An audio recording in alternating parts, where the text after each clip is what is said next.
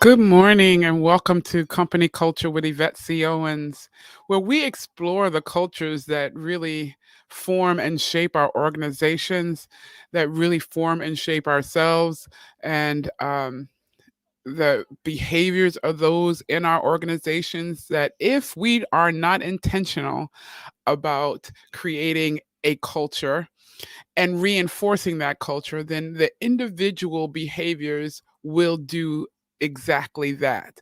Those individual behaviors in those pockets, in those groups, will actually define our culture.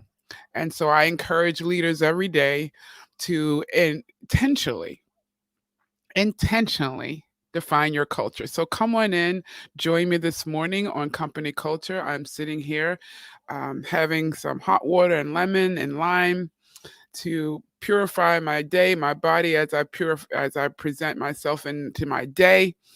Um, for this is a great day, and I'm hoping you're having a great day in the workplace, in your organization. I am the author of Conquering Corporate Enemies, Mind, Personalities, and Situations, which has a companion workbook, as well as the author of No Bosses Allowed, Lead to Serve and Transform, which has a companion course as well. So today I wanted to talk about bridging the divisiveness in diversity. And that happens whether it's within a culture or external to the culture. And I think over the last couple of years, it's been spotlighted all the external forces that are coming against various communities, various cultures like the Black community, the Asian community, the Hispanic community, so forth. Um, I wanted to highlight how it also can be internal and how even the culture within your workplace can be such that it is divisive in the way that we are unaware. And so let's put the spotlight on that today. Again, if you're scrolling by, thank you. If you're joining, thank you for sharing, coming in, share this because it's time for us to come together in true unity and wholeness so that we can get things done. Yes, you've been productive. Yes, you're making profit and you're impacting communities, you're impacting world, you're impacting the marketplace, you're bringing strong services and products to the marketplace. But what if we really got on one accord, unified as one with one mindset? And supporting each other in that vision and those goals and in our day-to-day task and collab by better collaboration and stronger communication, what in the world would we be doing? Can your mind expand to think beyond that? And that's why my purpose for bringing it to light, some of the behaviors that we're seeing and people are encountering and actually suffering through in organizations through my book, Conquering Corporate Enemies, Mind, Personalities, and Situations, is because we need to bring it to light and make ourselves aware of it so that we can do better. And I wouldn't have brought it if I didn't think we could. We can.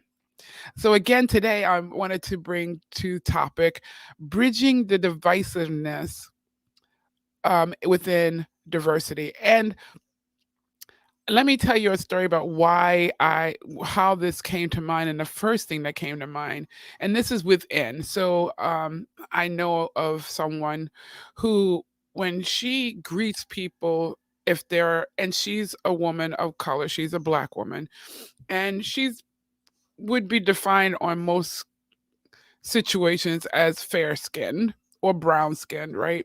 But if she sees someone, and these are people who she loves, who are her friends, who she's worked with for a long time, if they're much lighter, fair skinned than her, she greets them as "Hey, light bright," or "Hey, see through," or whatever. That's divisive type of behavior. That's divisive type of communication. And, everybody around her seems to laugh it off or things like that. But why are we laughing it off? Why aren't we calling that out and saying, why? are you feeling the necessity to call out people who are lighter skinned, lighter complexion, because you're not of the darkest complexion, and so we have, even in our family, sometimes people who are darker complexion who do the same thing or similar things to the fair skin. Opposite could happen, right? If you have a lot of fair skinned people around you and somebody who's fair skinned could say derogatory things about people who are darker skinned. And it's not just the color of your skin. Even in the white community, people, I've heard of where people who are red hair, or you don't have the right color hair, or you don't have the right color eyes. And so we overemphasize, oh, he has the most beautiful blue eyes. Well, what about the most beautiful brown eyes, or the most beautiful gray eyes, or the most beautiful black eyes? Or what if the redhead is really standing out to bring such not only fire, but vibrancy to a room? And so it's all of these type of things. When we divide, even in the maybe the Jewish community, and people talking about, or whatever community, people talking about noses and things like that. So we need to stop being divisive within our own cultures and among our own people, and celebrate all of us. Celebrate, celebrate, celebrate, celebrate, celebrate, celebrate. It's funny because as I was thinking about this, we will go on vacation and we will go to different cultures, we will go to different places, and we will go there because we want to experience different things, right? We want to experience different things, and we're going there because we want to see how we want to, the different foods, we want to, the different music, the different dance, and yet, and still, when we're in our own community, when we're on workplace, we divide. I implore you and I ask you to really consider the fact that we have more to accomplish and do together than we do separate.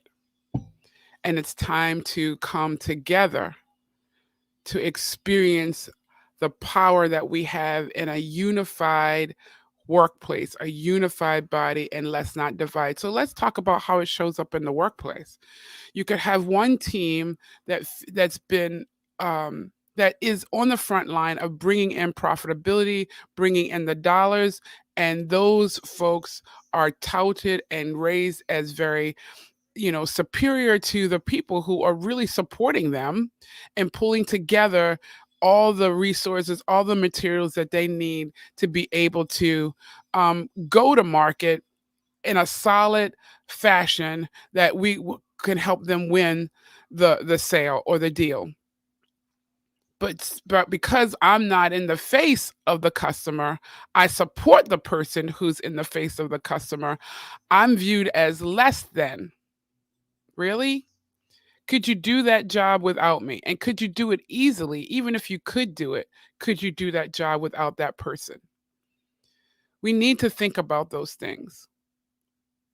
Even the leadership, management, you have teams of people, and because they're not sitting at that strategic table, but they're the ones getting the job done every day, but yet we cut a line, a division line between those who are actually implementing the vision versus those who are creating the vision, if you will.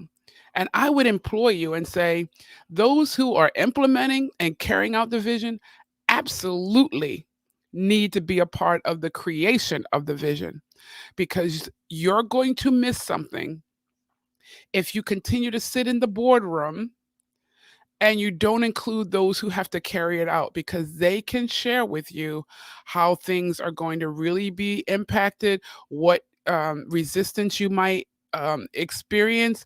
And resistance is not something that you want to back up off of. You want resistance to inform you, to inform you. So again, and these are the things that I address in my coaching, with my clients. Many of them run into some of these um, very subliminal that turn in that can appear to be passive, and then are very blatant behaviors in the organization that really hinder the entire organization from fulfilling what a larger or hierarchical group is expecting you to change. If there is a team, a senior leadership team that is expecting you to really make a positive difference in a city through your skill set, through your team, through bringing community services, through helping housing become better, through by being able to reach different market sets that you haven't been able to reach before. And yet, they're not coming alongside you to be able to make that happen, or they're putting up roadblocks along the way where you can't that you and not help instead of breaking down barriers for you. That's a problem. And so we're talking about bridging divisiveness, and I work with my clients so that they can help bring to unity together, that they learn to celebrate one another, that they learn and be enlightened by diversity, as opposed to causing people to assimilate, causing you people to assimilate, and saying, I don't see your color, I don't see your gender, or only acknowledging one group over the other and causing other groups to silence their beliefs system in during this time is not the answer for us to go forward. It's not. And so I encourage you, if you are a leader or you're an individual and you're wanting to know how you can um, bridge those divisiveness in diversity, and this is more than just allyship, it's really taking steps to proactively be inclusive, to proactively seeking out different thought patterns and different perspectives.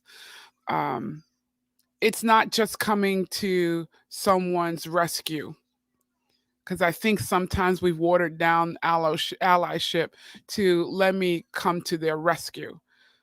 How are we being proactive in this space?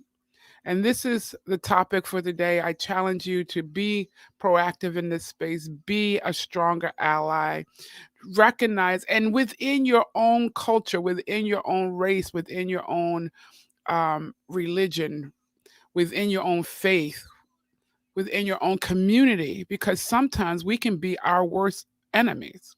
And if people see us treating one another that way and they're external, they're only going to think it's okay and replicate it. I used to always say when I was in I had youth ministry and my daughter was in there, I would encourage her to obey, listen, follow my direction, because if the other youth were seeing her not doing it, they think it's okay for them not to do it. Well, it's the same thing.